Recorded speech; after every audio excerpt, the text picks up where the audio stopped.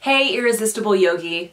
I am so glad that you're back. You are tuning in to the next video all about what makes you compelling. So, in our last video, we talked a little bit about feedback, especially your own opinion for yourself, and we're going to put that to work. At the end of all this, we're going to build a better bio.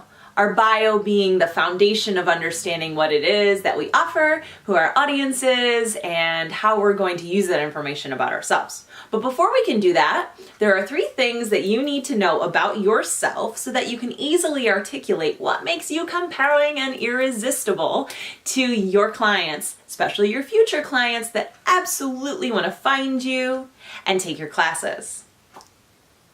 So, what are these 3 things? They are a skill, a talent, and a trait. And these are not all the same thing. So I want to break that down a little bit. Okay, so a skill. A skill is an ability that you have honed and practiced to become good at. So maybe it is something like your ability to sequence a fantastic class for your hips. Or perhaps it is your ability to read body posture and create a program for someone who needs to balance out their squats and lunges.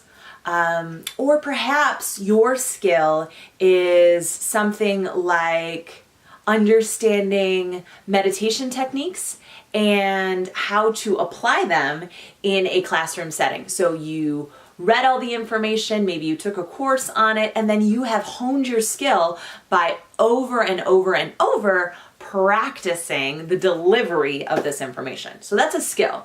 It's something that you have learned and practiced and honed and really fine-tuned. Great. So then what's a talent? A talent is also an ability. It is something that also has some sort of tangible outcome that you can see, but it may come from a place that's a little more natural or innate. For example, if someone has innate musical talent, then maybe they express this by singing, and they are just naturally a beautiful singer. It doesn't mean that that talent can't be further honed or that they can't continue to practice to become a better singer, but if they have this innate musical ability, it's just something that they were kind of born with, and we all have been born with talents.